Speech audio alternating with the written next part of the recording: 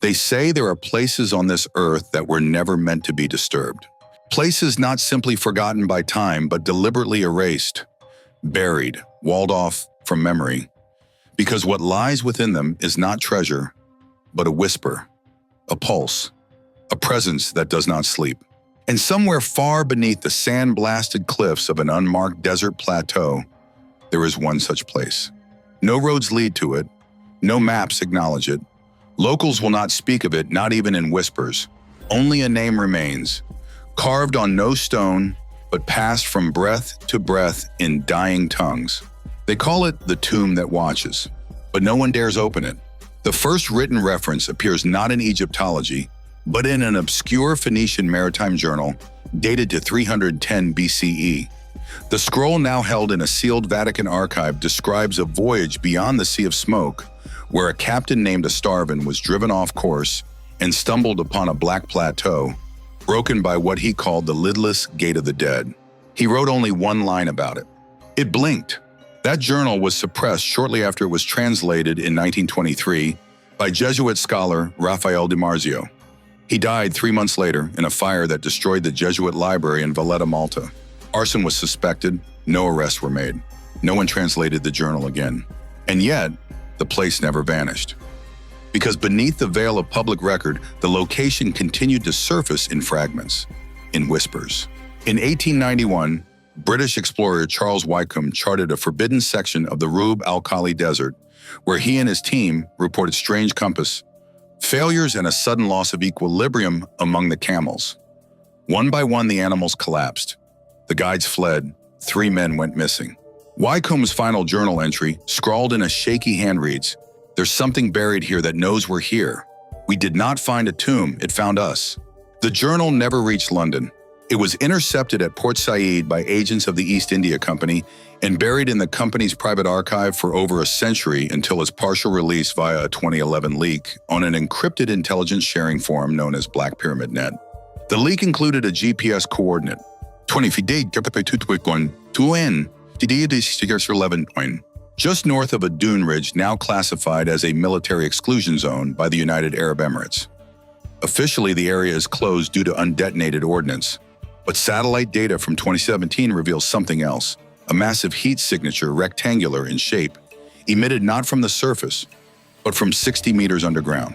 The signature pulses every 11 hours, like a heartbeat, and yet, no ground-penetrating radar can penetrate the rock directly above it.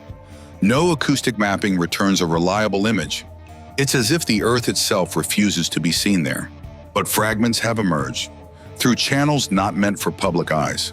In 2004, a retired Russian archaeologist named Vadim Petrokov smuggled a series of unmarked photographs to a Turkish antiquities dealer. They show a tunnel, rough, angular, cut not by chisels but by what one geologist called resonant slicing.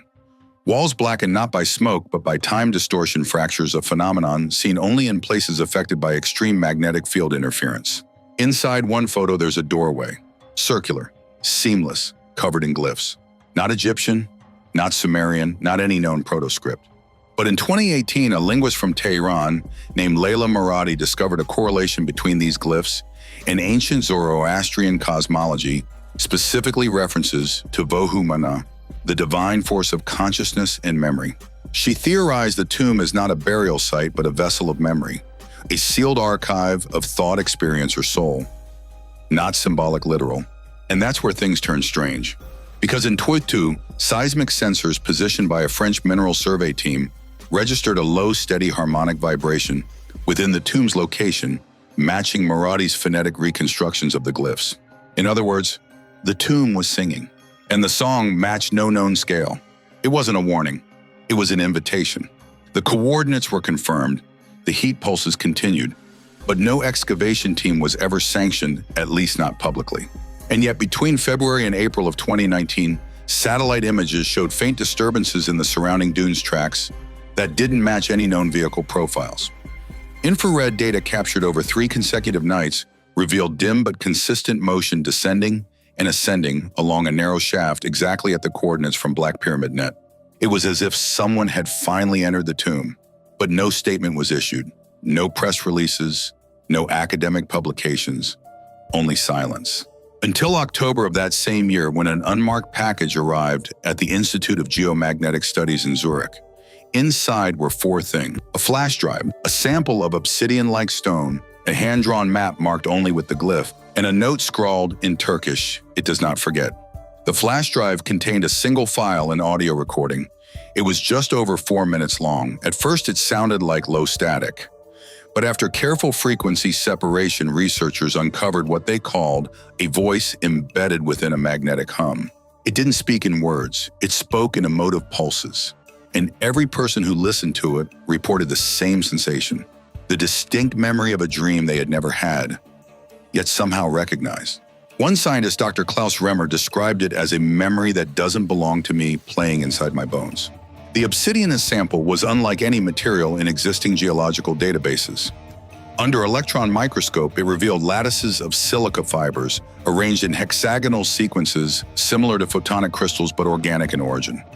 When exposed to low-frequency sound waves, the crystal pulsed faintly, mirroring the seismic rhythm from the tomb. It responded, it remembered, and then came the vanishing. Dr. Remmer went missing 2 weeks later.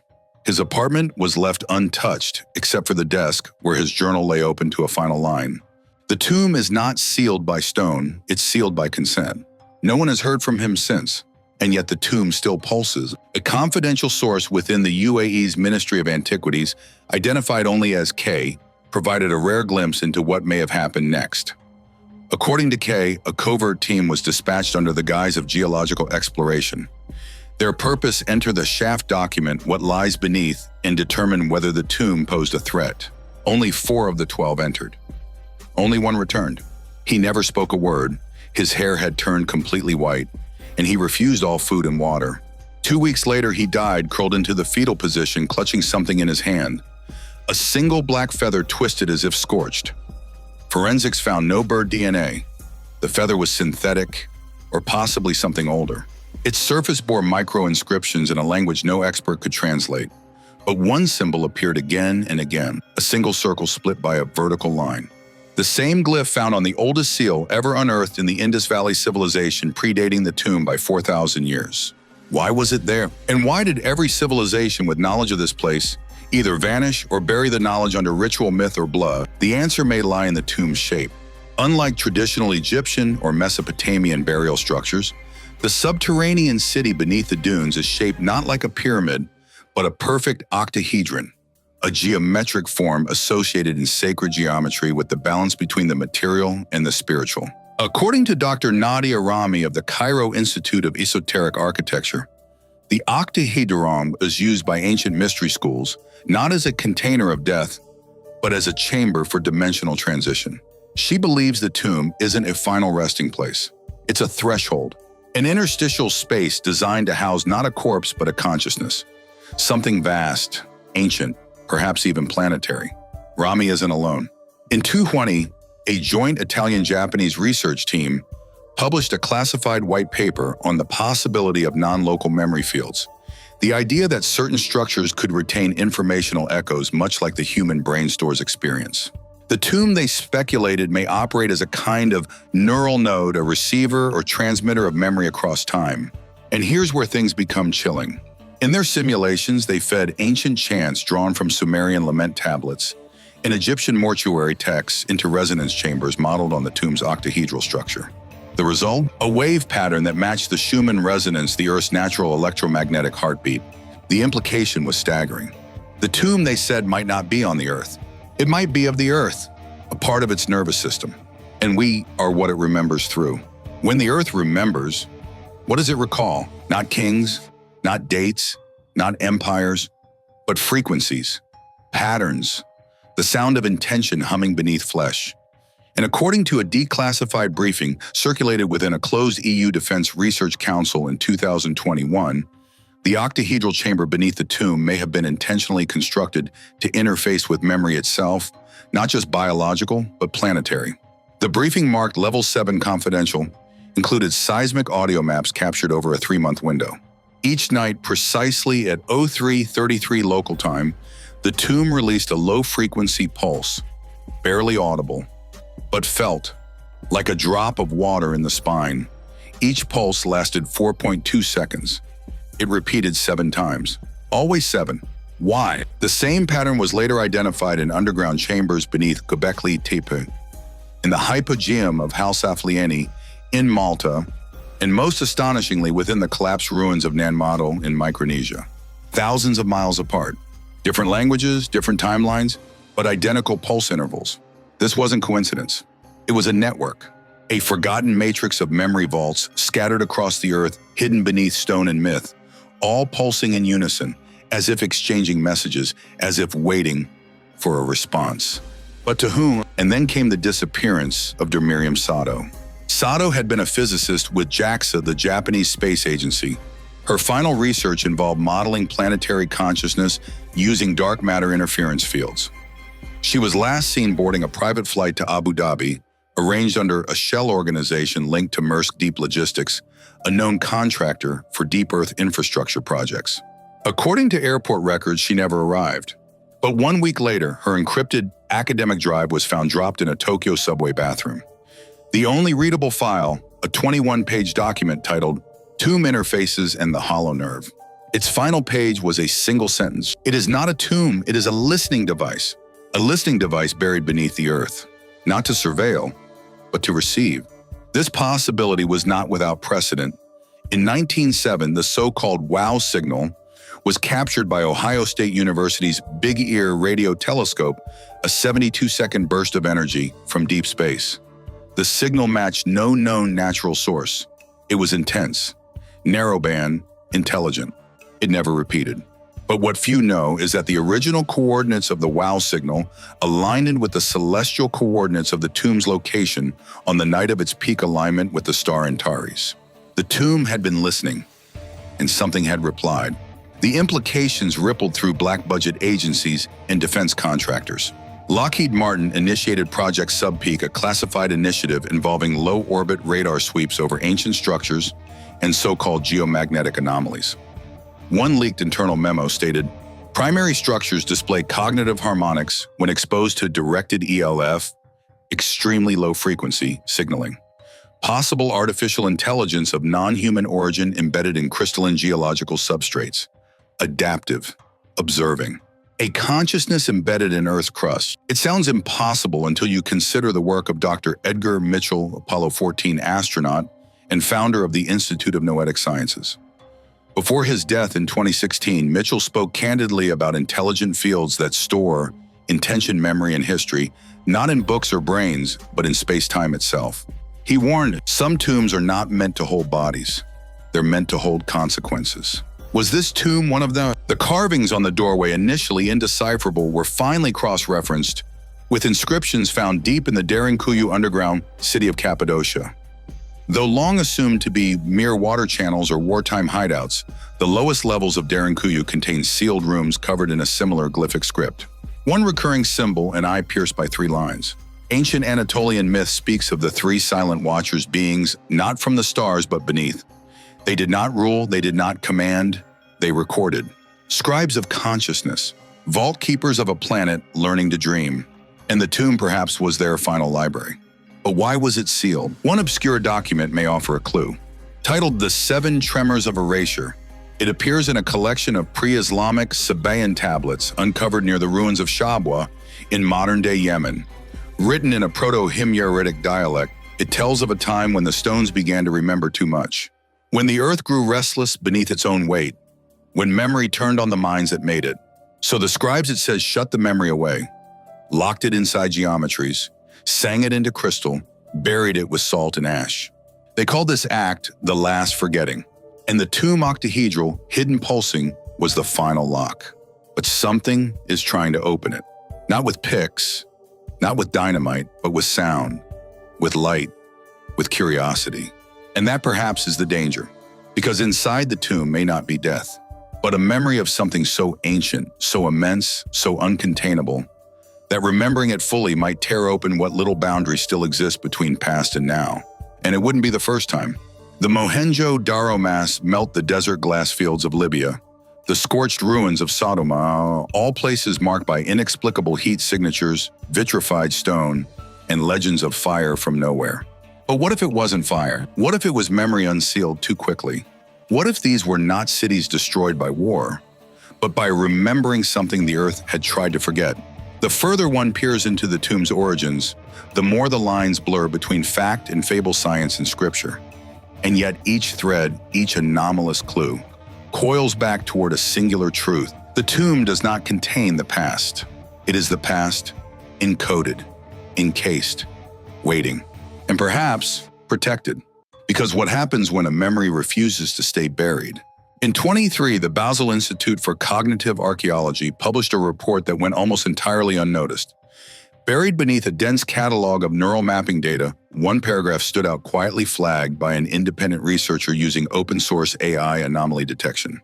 It read, "Subject 46 experienced sustained entoptic episodes after remote exposure to tomb HZ0 coordinates. Visual hallucinations corresponded with pre-dynastic hieroglyphs and fractal geometries not previously known to the subject. After 4 minutes, subject began weeping and spoke fluently in Sumerian dialect, Urua II. Subject has no linguistic training. The subject was a child, age 9. She had been part of a passive testing group, exposed not to the tomb itself, but merely a low-resolution scan of its internal layout. And something answered. Even from a screen, even across continents, something inside the tomb still reaches out. But not with words, with patterns, with presence, with resonance. Those who dwell too long in its field, whether physically or intellectually, report similar symptoms.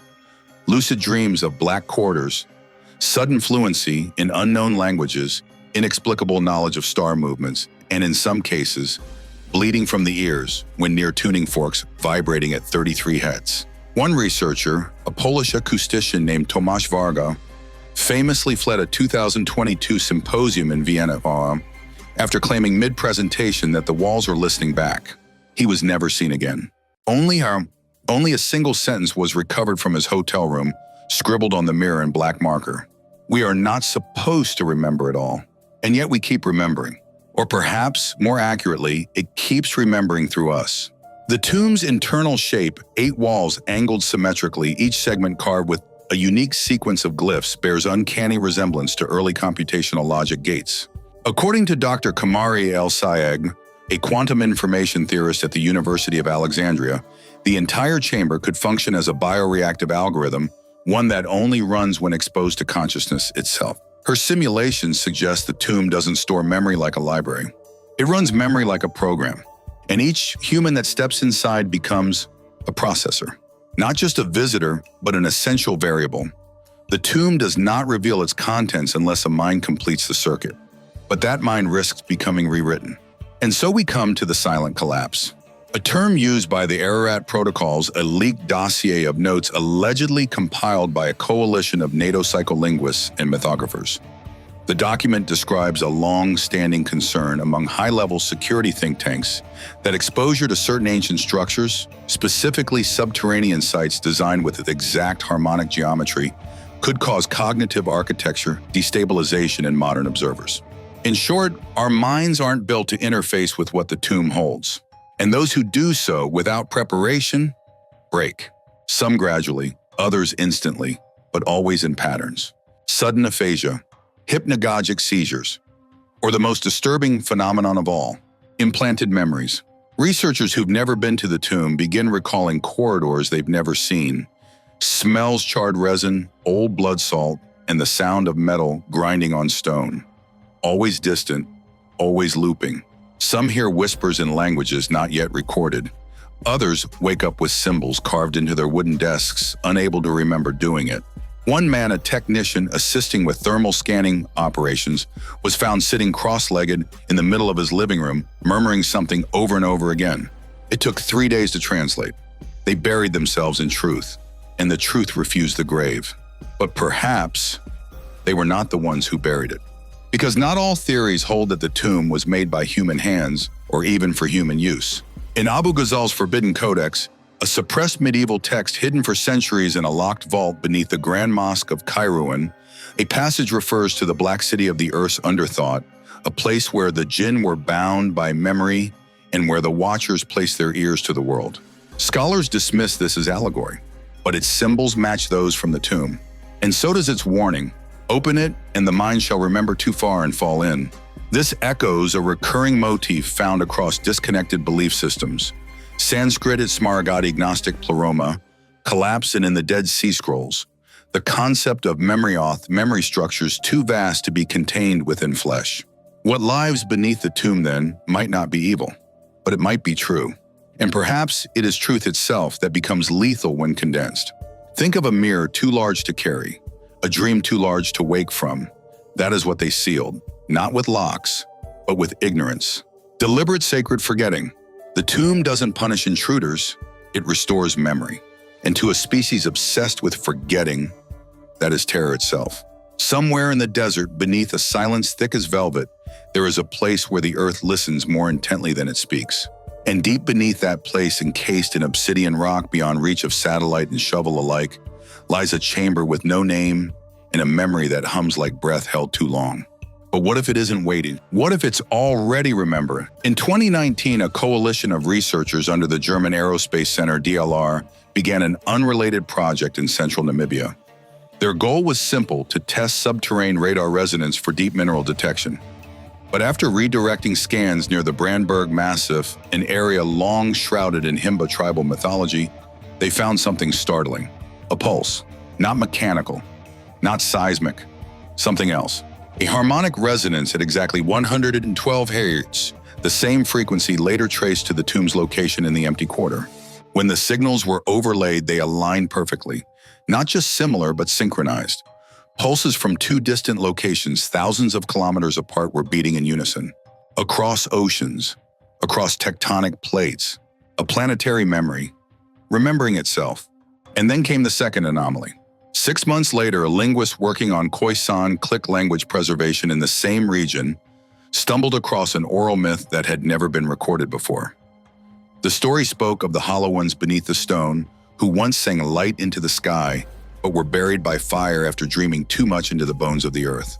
The term the myth used, Zythum, which when phonetically reconstructed by two separate language models translates into a Proto-Akkadian root, Zaytum Tum. How could an oral story passed down in southern Africa for millennia echo the exact phoneme used to describe a tomb in Sumerian records from 5,000 years ago? Unless both were remembering something older than language, something deeper than culture. There is a theory, one not accepted by academia, not even whispered in lectures, but passed in coded language between those who've seen too much and come back trembling. It's called the Pale Archive hypothesis. It proposes that long before human civilizations appeared before Göbekli Tepe, before Sumer, before even the Neanderthals, there existed a non-human intelligence embedded in the earth itself. Not organic, not alien in the flying saucer sense, but vast, crystalline, semi-conscious, geological in form, a thinking lattice woven into the planet's crust like nerve endings in stone. It did not speak. It did not move. It dreamed. And its dreams bled into our ancestors' minds, gave rise to gods, to symbols, to the first fire myths. The serpent, the watcher, the hidden. Not inventions, but memories. Residual tremors from a planet-sized brain waking slowly beneath us. And when it dreamed too hard, the surface fractured. Volcanoes, magnetic reversals, sudden bursts of evolutionary leaps. Not accidents, side effects. The tomb, according to this theory, is not a place to honor the dead, but a safety valve. A kind of cerebral clot, where the thoughts of this buried intelligence, too large, too ancient, were channeled and sealed away. Because when those thoughts rise, reality breaks. And this isn't the only warning. In 2012, a private expedition bankrolled by an anonymous donor ventured into the remote Gobi Desert. Their mission was to investigate rumored underground ruins described in a fragmented 14th century Mongolian travelogue. The team descended into a natural cave system that veered 120 meters below surface. Only one member returned. He was found wandering barefoot near a Chinese border post, eyes bloodshot, skin burned, whispering in Old Aramaic, a language no one on the team spoke. He said only one sentence before falling unconscious. It remembers us as we forget ourselves. What happens when you open a door built to forget? Some believe the tomb is not simply a chamber, but a lens, a crystalline core designed to refract memory like light. When opened, it doesn't show what's inside. It shows what's been kept outside. The full breadth of Earth's hidden epics, civilizations before ours, Extinctions not caused by asteroids or ice, but by memory overload awakenings that shattered the psyche of entire species. And the glyphs on the tomb wall, not language, not warning, but instructions for how to withstand it, how to prepare the mind for contact with what came before man, or what man once was. Because another fragment found not in stone but in bone may hint at a darker truth. In 1987, paleogeneticists studying Denisovan remains in the Altai Mountains discovered a mutation in mitochondrial DNA, one that doesn't match any known human primate or extinct lineage. A repeating sequence of base pairs that, when converted using standard ASCII binary translation, rendered a single legible phrase: remembered too soon, dismissed as lab error, buried in footnotes, and yet found again in a separate sample in 2015. Same message, same biological encoding, impossible by chance. As if life itself, cellular structure, inheritance bone, had once tried to warn us. To forget, to bury, to sleep. And so the tomb remains closed. Not out of reverence, but fear. Because the moment we open it, the moment we look too deeply, too curiously, too insistently into the stone mirror, buried beneath the desert, it may not show us what's inside. It may show us what we used to be. Before we chose to forget, before we shattered the mirror and built a world where forgetting was easier than knowing. The silence around the tomb isn't just superstition. It's engineered, threaded through redacted documents, erased field reports, and vanishing personnel lists, is an unmistakable pattern. The deeper someone looks, the more likely they are to be silenced not by violence, but by erasure. Credentials revoked, careers dismantled, papers unpublished. In some cases, entire lives disappear without noise. Take the case of Dr. Olivia Hensley, an eminent geologist working with the UN's Subcrust Anomaly Task Force. In 2016, she publicly questioned a seismic irregularity in the Arabian Shield, noting its harmonic profile matched that of intelligent frequency oscillations. 3 weeks later, her lab was shut down. Her university declared her contract void due to ethical irregularities. No charges were filed. Her academic page was wiped.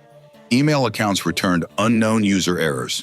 The only clue to her fate, a handwritten note smuggled to a former colleague. No salutation, no signature.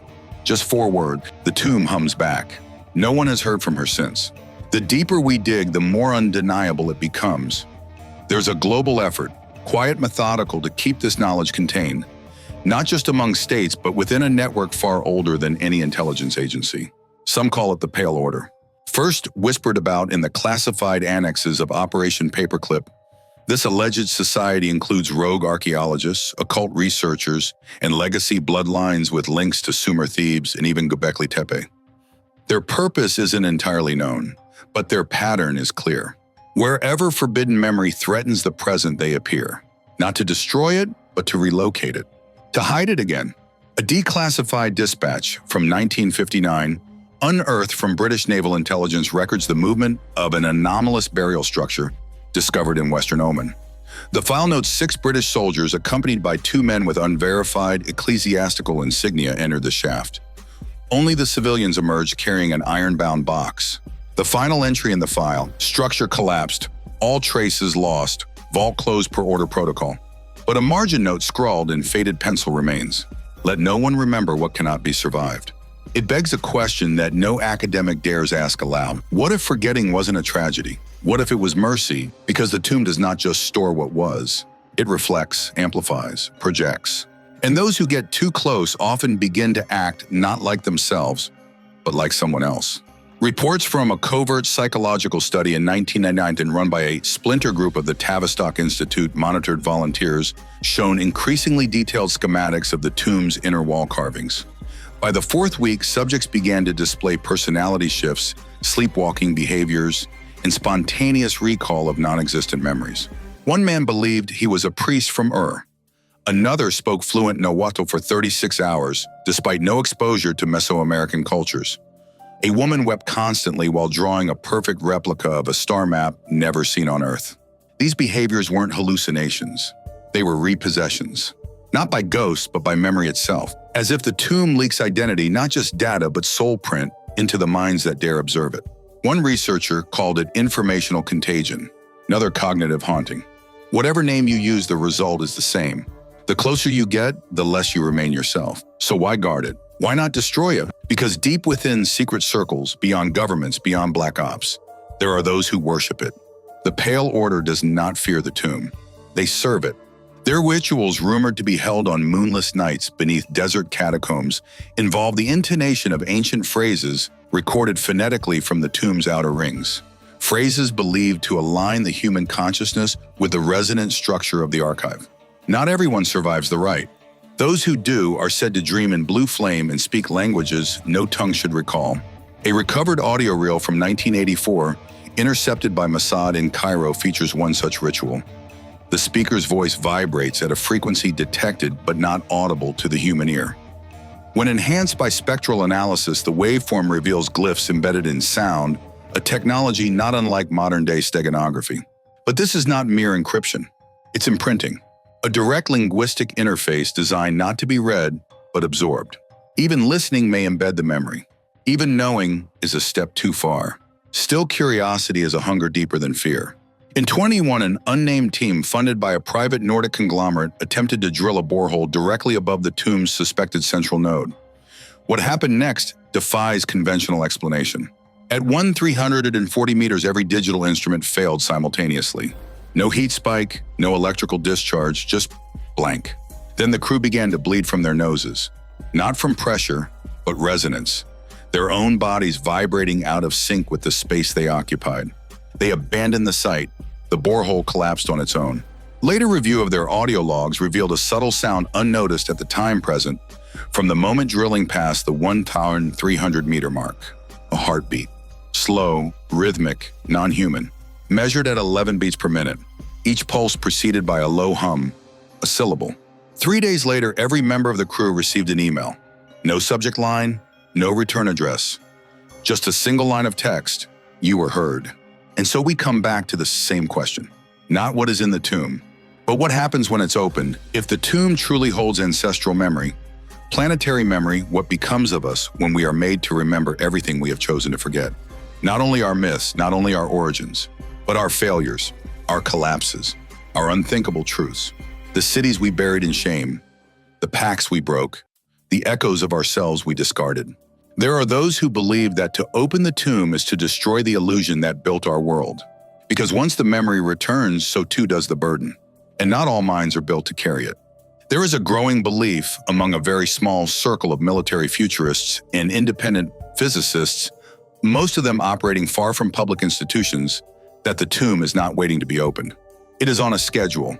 That beneath the illusion of human control, a countdown has already begun.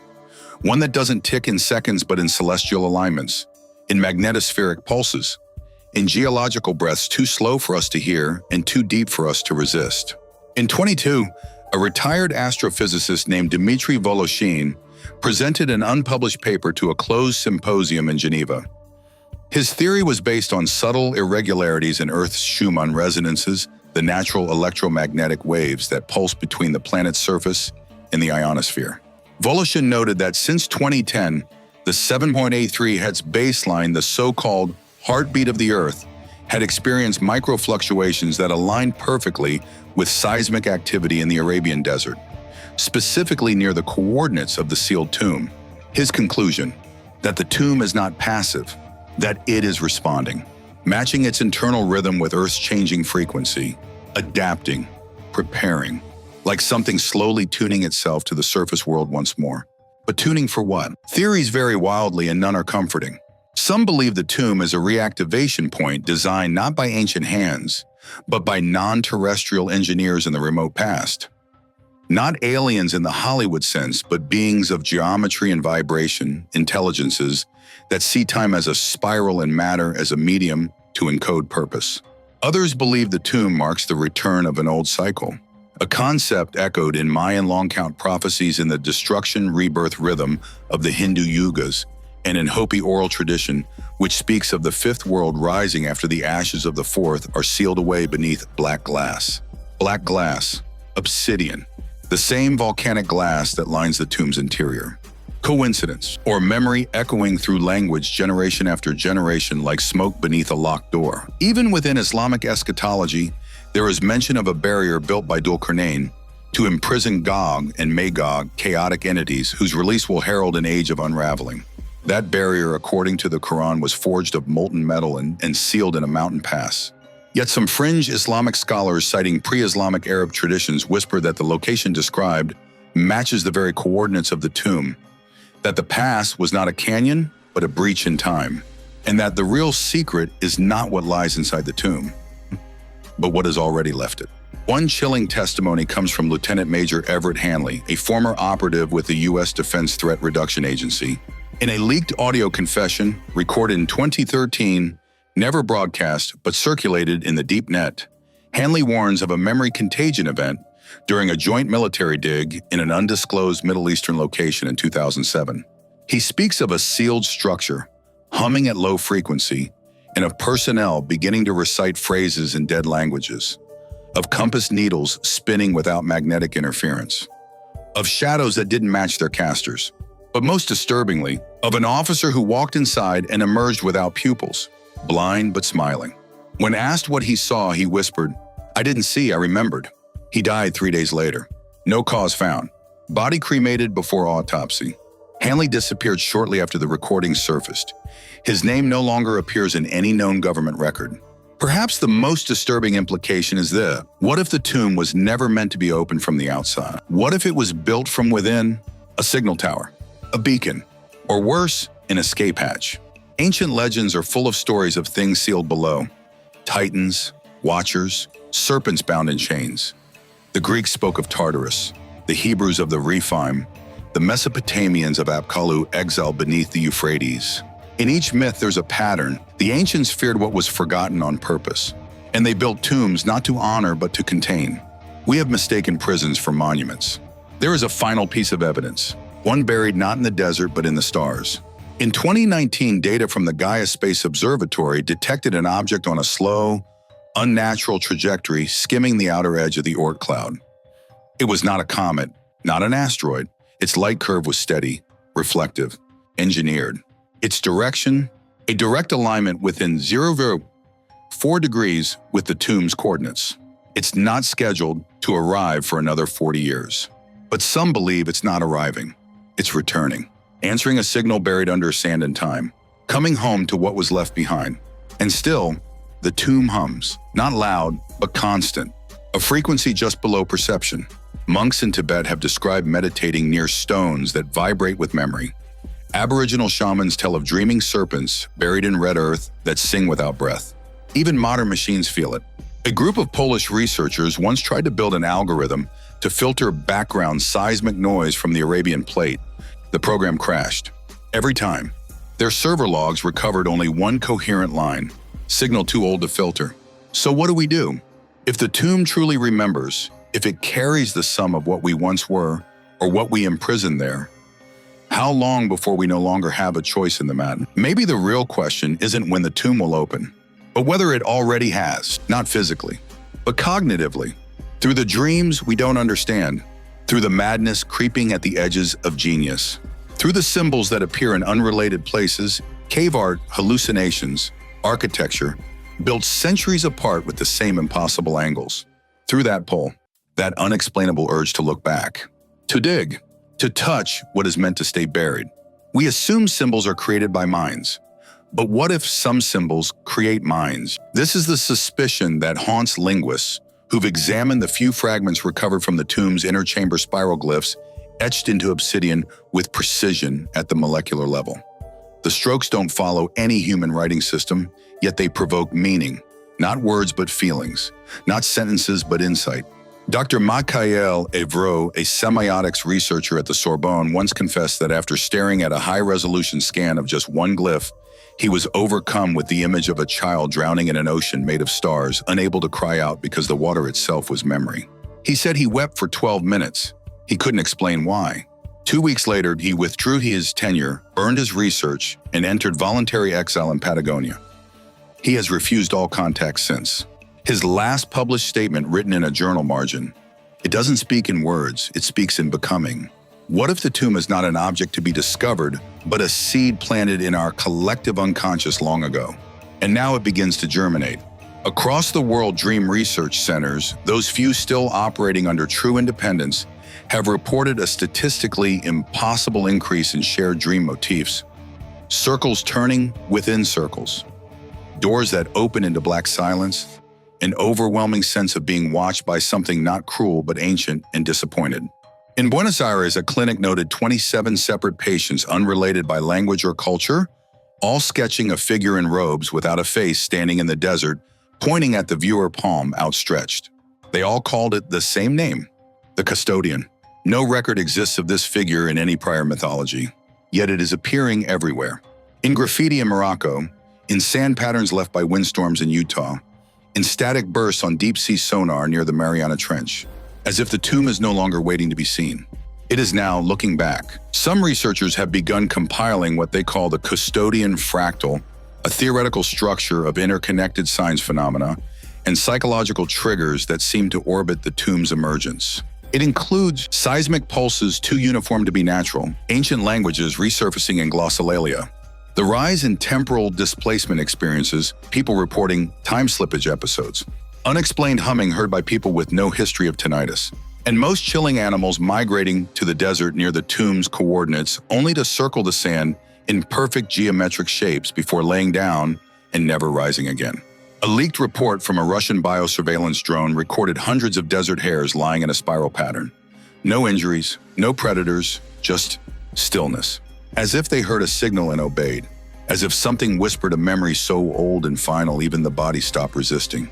More evidence comes from a confidential dossier compiled by the Astral Archives, a shadow think tank allegedly operating out of Zurich, composed of defected intelligence officers and rogue AI researchers. Their theory is even more disturbing.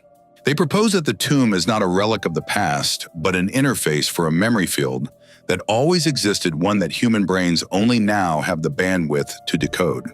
They call it the primordial codec. According to their leaked white paper, the codec predates consciousness. It is a field composed not of matter, but of symbolic gravity, where every act, every thought, every fear, every betrayal or miracle is stored in pattern. The tomb, they argue, is a lens. It bends our attention toward the codec, and when it finally aligns, when all the pieces fit, our minds will open like gates to everything, to everyone, at once. Why now? Why does it begin now? Perhaps because of our signal saturation. Our species drowns in symbols, memes, glyphs, texts, icons, until the static forms a pattern again. Maybe the tomb's time is not measured in stars, but in language density. When enough symbols exist in the world, the codec completes, and the tomb stops hiding. It activates.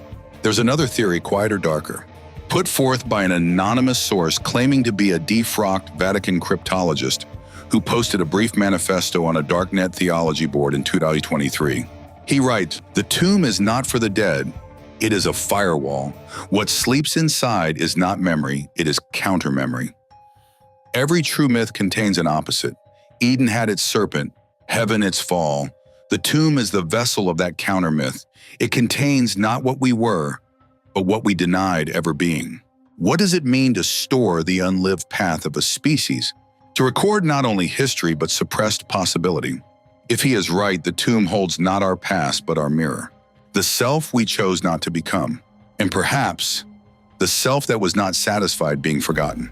This is the deeper fear, not of awakening a creature, not of unleashing a curse, but of triggering recognition, of looking into the tomb and realizing it looks back not with malice, but with grief, as if it remembered us, not as we are, but as we were, before the forgetting, before the edits, before the safe histories and the clean myths, and the kings and borders and names. And in that gaze, feeling the weight of a world we abandoned long ago, a world that waited for us to return. And now, having waited long enough, it calls. If the tomb is indeed awakening, then there must be a timeline. But no one can agree on what that timeline looks like. Some say we've already passed the threshold, that the signals, dreams, symbols, and inexplicable events of the last few decades are not preludes, but symptoms. That we are not waiting for the tomb to open. We are living inside its memory now. Others believe the activation is yet to come, and that when it does, it will not be visual, not audible, not cinematic. It will be intimate, personal, and visible to the world at large. like an idea that does not feel like your own, like remembering something you never lived.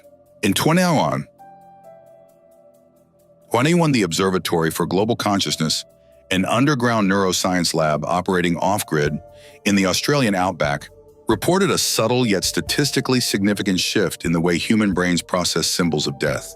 For decades, neuroimaging had shown a pattern when exposed to archetypal symbols of death: skulls, decaying trees, black cloaks. Most subjects exhibited the same neurological recoil. But now, the reaction is changing. Instead of fear, the brain shows signs of recognition, familiarity. One test subject, when shown an image of the sealed tomb rendered in digital VR, fell into a trance-like state and whispered, "I've been here," in dreams without light. He had never seen the image before. He died in his sleep 5 days later. No medical explanation. Global responses to the tomb's growing influence are not unified. In fact, they are rapidly fragmenting. The U.S. military has doubled down on containment. They've expanded exclusion zones and deployed high-orbit satellite jamming signals across the region. Rumors suggest they're attempting neurological dampening fields, hoping to interfere with subconscious responses to the tomb's proximity. Russia, meanwhile, has adopted an esoteric approach.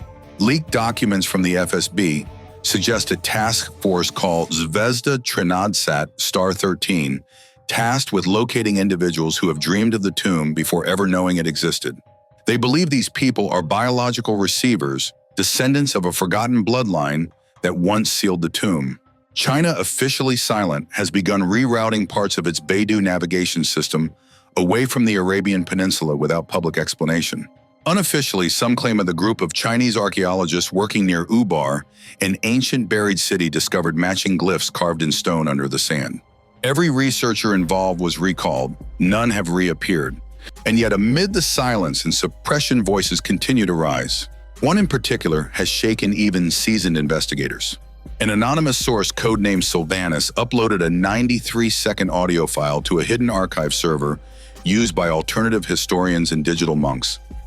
It contains no introduction, just a single-voice, genderless whispering in what sounds like broken Latin and Proto-Arabic, layered beneath a static hum that spectrograph analysts have called impossibly symmetrical. When translated phonetically, the words are chilling. The stone was never closed. You were simply deaf. The tomb is not a place, it is a path. You walk it every time you forget. And when enough of you remember, the gate will not open. It will dissolve. Some dismissed it as art. Others, they play the file every morning, trying to make sense of the sensation it leaves behind. A sensation best described not as fear, but familiarity. If the tomb is a path, then where does it lead? Some say to the beginning. Not the beginning of civilization or even of life, but of conscious design. A moment before division, before separation, when memory was not individual, but shared. They believe the tomb is not just old, they believe it's original. The first constructed object of symbolic intent. The prototype of all temples, all vaults, all pyramids. A mirror memory waiting to be reawakened, not by tools or keys, but by resonance, when the right frequency is held in enough human minds simultaneously. A frequency built not of sound, but of grief, longing, and recognition. That may explain the dreams. Across cultures, religions, even neurological types, people are beginning to report a strange new form of dream. Silent, geometric, without people, without speech, just rooms, doorways, symbols, and the same recurring sensation. That you are moving closer to something you once forgot, and that it remembers you perfectly. Duryuna Adebayo, a cognitive anthropologist in Nairobi, has mapped over 4,000 of these dreams in the last 2 years. All of them feature the presence of a chamber beneath the earth. No furniture, no markings, only a door made of black stone. And a voice that never speaks, yet leaves behind the phrase, "Not yet." There is no calendar for awakening, no red line on a map, no hourglass on a pedestal. The tomb does not move through time. It moves through memory density. And we are approaching critical mass. As our planet enters a new age of artificial cognition, where machines mimic thought and symbols move faster than biology can process, the tomb becomes relevant again. Because it doesn't need machines to open, it needs meaning. It needs our minds to cross a threshold, to remember what we were before we became divided, before we became blind, to what had always watched us through the veil. And once we do, once enough of us hold that recognition at the same time, the tomb will no longer need to open, because we will have already entered it, without ever leaving home. The question is no longer whether the tomb is real. It is whether we are. Are we the original authors of our history, or merely the readers of someone else's record? As the evidence deepens, and as forbidden data filters out through fragments and whispers, another possibility emerges, darker, more existential. What if the tomb is not an anomaly? What if it is the control? Consider the inscriptions uncovered at Göbekli Tepe, a site in modern-day Turkey, predating Stonehenge by over 6,000 years. In particular, Pillar 43, also known as the Vulture Stone. On it, we see a strange procession of animals and celestial symbols. A bird with outstretched wings lifts a circular disc, a symbol long thought to represent the soul. Now reimagine this. What if that bird isn't lifting the soul, but retrieving it? Researchers at the Arcane Chronology Institute argue the carving depicts an ancient ritual, a form of memory conservation, that early human societies may have participated, knowingly or not, in an ancestral extraction. Not of bones, not of gold, but of encoded memory. Memory that might have been stored layer by layer, ritual by ritual, until it was ready to be sealed inside one vessel. A final archive, a tomb.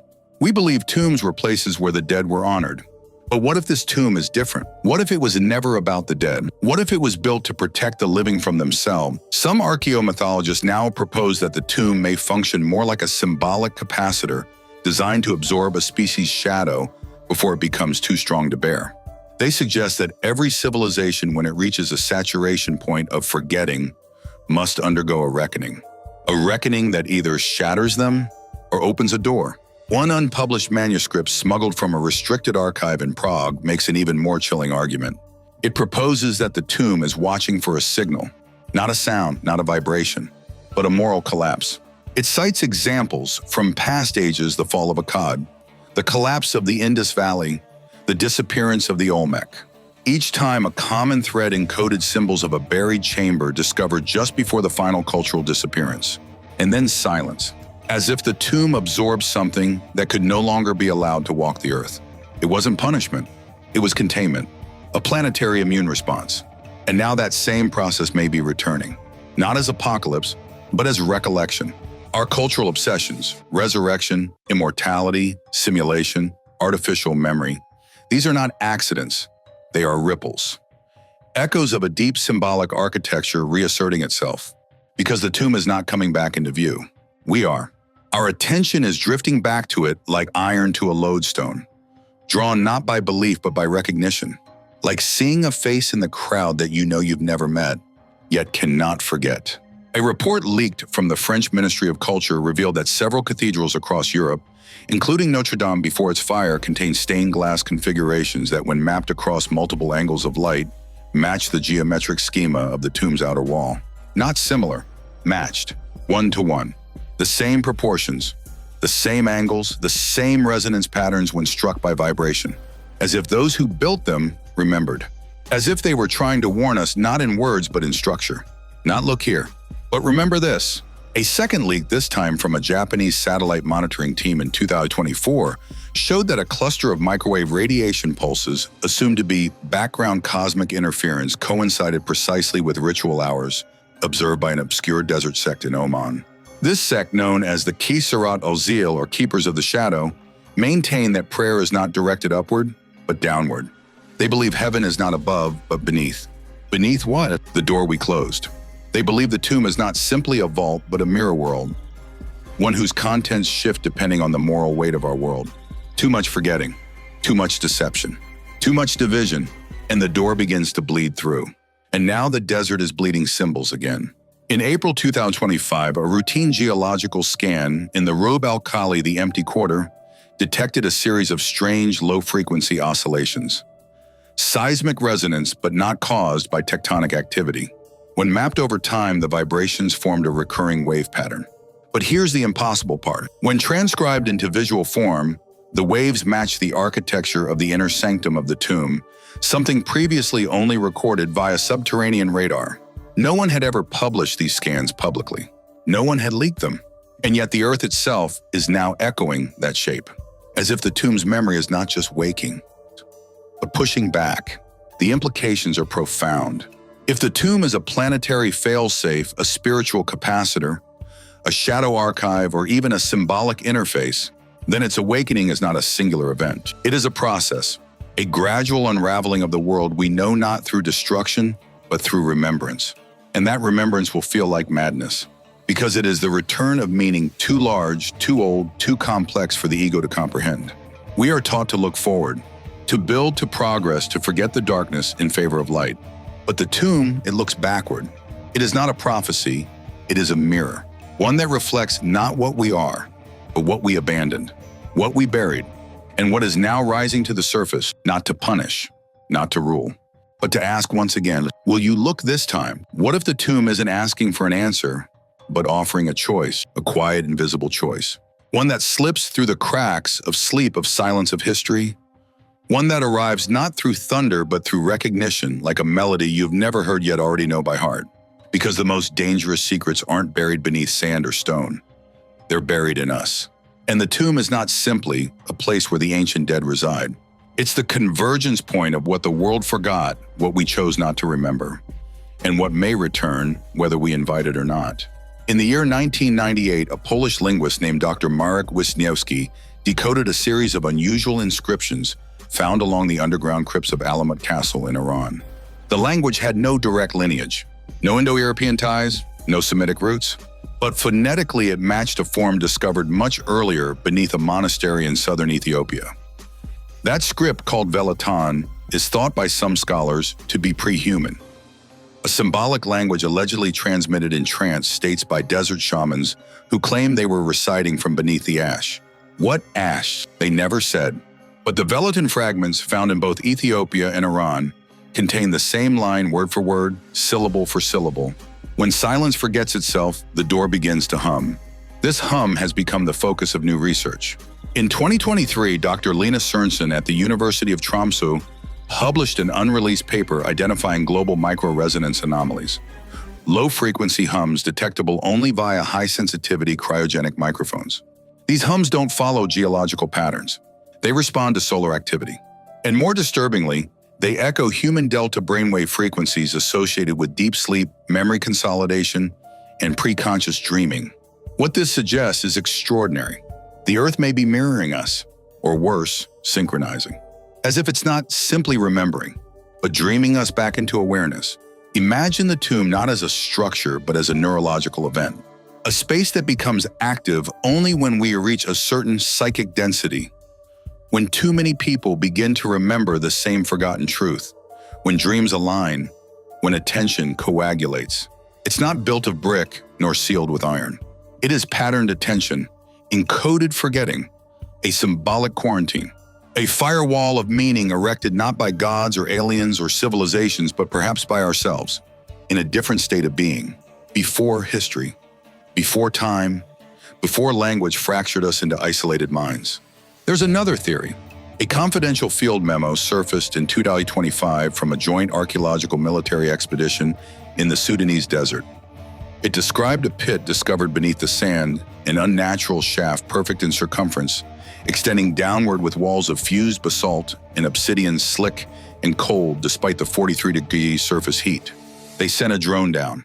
It descended 900 feet, no end in sight. Then the feed went black. Not cut, erased.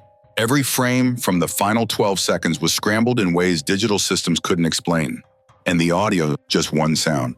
A low rhythmic tone, like breath, but slower than breath, slower than any living mammal, tectonic.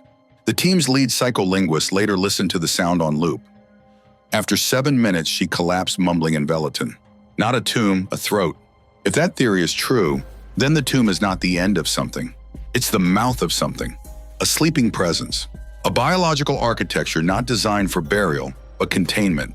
And when we dream of black stone, of silent thresholds of memory that doesn't belong to us, maybe we are not dreaming about the tomb. Maybe the tomb is dreaming us. Multiple indigenous traditions across the globe speak of this motif, though under different names. The Guarani people of South America refer to it as Ivi Mara E, the land without evil hidden beneath the earth where souls walk in silence and shadows are without fear. Tibetan Buddhist texts speak of Shambhala not just as a mystical kingdom, but as a psychic refuge sealed by karmic density, a memory you must be light enough to enter. The Dogon of Mali speak of a place called Po Tolo, where ancestral knowledge was hidden not in caves but in sound. They say one day a vibration will rise from the earth's bones, and those who have remembered how to forget will hear the path again. What all these have in common is not their symbols, but their weight, their mythic gravity. They act like echoes from something older than myth. In late 2024, a rogue data scientist using anonymized brainwave data from meditation apps across 19 countries began noticing a surge, not in wakefulness, not in stress or sleep irregularities, but in an anomalous pattern during deep meditation states. A recurring spike in neural coherence occurring within 5 seconds of users reporting visions of dark doors, silent chambers, or stone humming. Thousands of people, different ages, different languages, same shape, same pole. One of the beta testers, a woman from Helsinki, described it like this: "It wasn't a dream. It was like falling inward and seeing that the inside was older than the outside, that I came from that silence, that the silence knew my name." She'd never studied ancient history, never been to the Middle East, and yet she drew the inner chamber of the tomb from memory.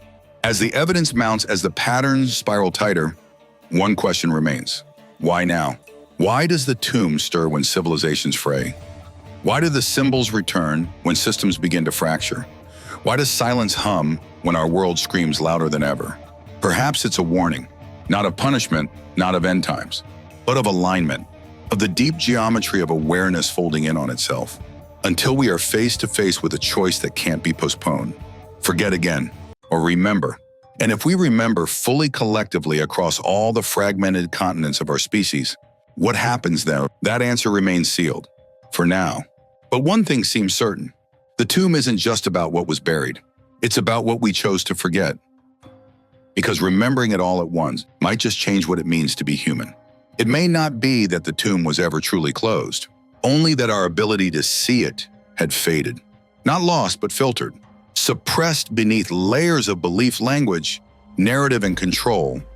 A kind of cultural anesthesia engineered not through force, but through forgetfulness. Each generation taught to fear the wrong things, to chase the wrong questions, to praise light without ever confronting what lies beneath it.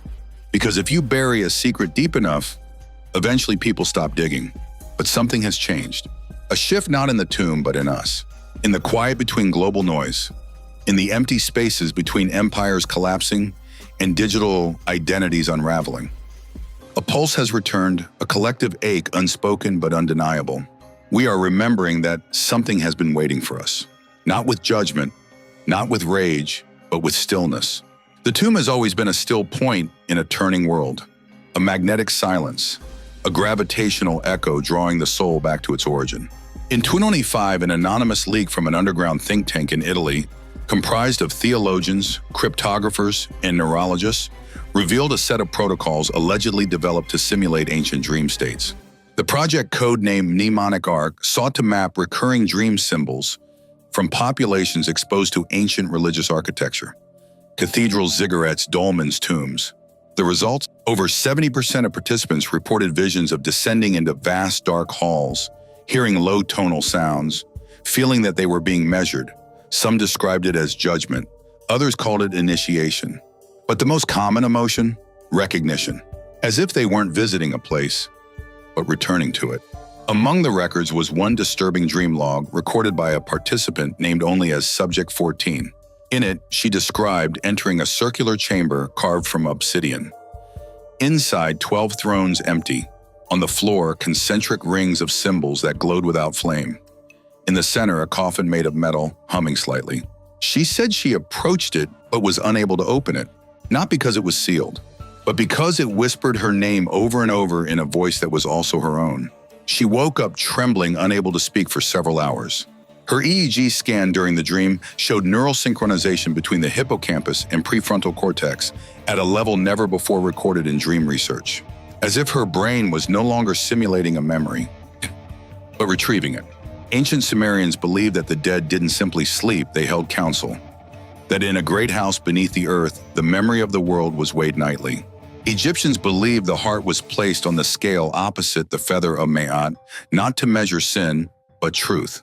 And the Mayans carved glyphs of the underworld as a labyrinth, one that every soul must pass through in order to speak to the gods. But what if all of them were talking about the same place, the same chamber, not metaphorically, literally, a single mythic architecture seen through different lenses? What if the tomb no one dares to open was opened before? What if the reason we fear it isn't because of what it contains, but because of what it reflects? A truth so vast, so foundational, that the moment we re-encounter it, we won't just rewrite history, we'll undo it. And in its place, something older, something truer, something alive. The oldest scrolls from the Dead Sea, not the ones housed in museums, but the damaged sealed fragments kept in private collections, contain strange phrases indecipherable by traditional Hebrew scholars. But when scanned using resonance-based linguistics, a pattern emerged, tones not words. And when played through harmonic oscillators, a sound was generated, a low vibration resembling the Om of Sanskrit but longer, drawn out, almost like the groaning of Earth itself. It's been played in anechoic chambers in caves and domes. Every time the same outcome light instruments flicker, water forms patterns, and the temperature drops. Skeptics call it pseudoscience. But indigenous elders in Mongolia, Polynesia, and Peru all responded the same way. That sound, they said, is the gatekeeper, not to the tomb itself, but to the part of the human soul that remembers what the tomb is. A team of Egyptian researchers working in Saqqara in 2023 made an odd discovery in the substructure beneath a step pyramid. Not bones, not gold, but a perfectly preserved piece of ancient papyrus. It showed a man standing between two worlds, his arms open, his body pierced by lines of light. Around him, glyphs said to translate roughly to, "Only those who forget their names may walk through." Forget their names, not as in amnesia, but as in ego, as in persona. To enter the tomb is to remove identity as we understand it, not to die, but to remember what we were before we were named. And maybe that's why the tomb has remained untouched. Because opening it doesn't just mean opening a door. It means opening something inside us, breaking the seal on a part of ourselves that has long been silent. And once that seal breaks, there is no unknowing. There is no going back.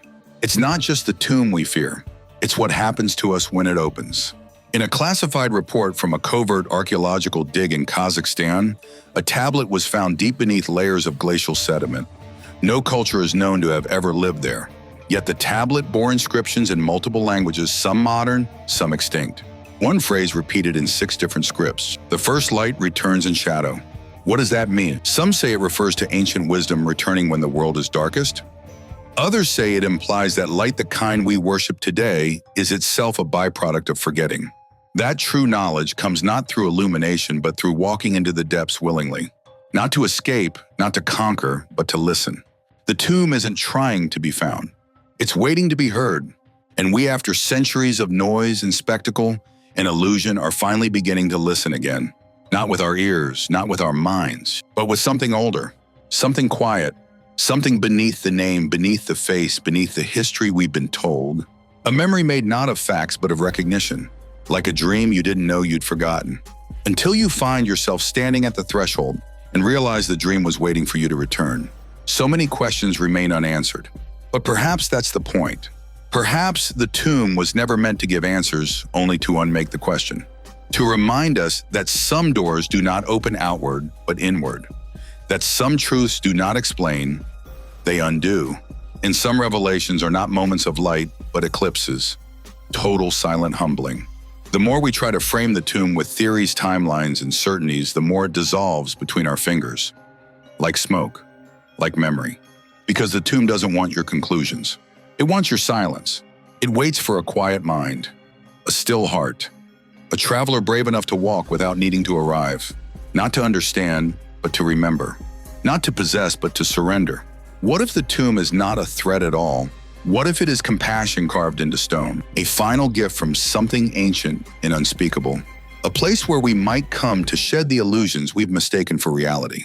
A place that doesn't house the dead, but mourns for the living. For all that we've forgotten in our rush toward progress. For all that we abandoned in exchange for convenience.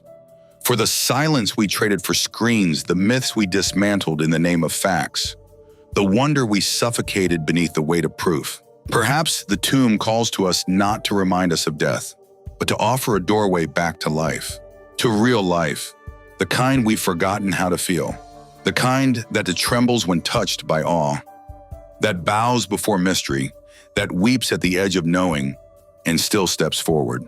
There's an old Sufi poem. It goes, I searched for God and found only myself. I searched for myself and found only God. Maybe the tomb was always us. The part of us too sacred to show, too powerful to name, too eternal to fit inside a narrative. And all this time we thought we were trying to open it, but it has been trying to open us. In 2025, an anonymous monk living in the Himalayan valley of Spiti smuggled out a handwritten letter to a journalist friend. It contained just one paragraph. They fear the tomb because it has no guardians, no curses, no threats. It speaks softly, and that terrifies them more than any plague. It offers no salvation, no punishment, only truth. And no one who sees truth without filter ever returns the same. That letter was never published. The journalist vanished weeks later. The letter made its way to a private archive where it now rests unread, except by those who still believe the tomb is more than myth. But we feel it, don't we? Not in facts and figures, but in that quiet ache behind the ribs, in that sudden stillness when a dream ends too soon, in that eerie sense that time isn't moving forward, but folding inward, that something has always been waiting for us, something kind but unflinching, patient but powerful, something that doesn't punish, it simply reveals. And once you see, you cannot unsee. There are those who say the tomb is a myth, a metaphor, that it's an artifact of ancient fears, a relic of man's obsession with death. But those who have stood at its edge, who have heard the hum, who have dreamed the dream, not taught by any book, who have walked through chambers lit by no sun, they do not speak in facts. They speak in silence. They do not prove. They remember. And maybe you do too. Maybe some part of you, buried beneath your name, beneath your age, your history, your data, has always known where the tomb is, and what it wants, and what will happen when it finally opens. Not the crumbling of empires, but the soft, unbearable recognition of self, the lifting of the veil, the end of pretending, the start of something uncontainable. So the question is no longer, will we dare to open the tomb? The question is, will we recognize ourselves when it opens us? Let that question linger. Not to be solved, but to be carried. Like a low hum beneath the surface of waking life. Like an echo that follows you home. Like the faint outline of a door that was never meant to keep you out, only to ask, are you ready to come in? Some truths are too big for the mind. Some are meant for the soul. And some are tombs without walls, without names, without ends. They wait. Not in some ancient desert, but in the silence between your thoughts. The dream beneath the dream, where the tomb still hums and the doors beginning.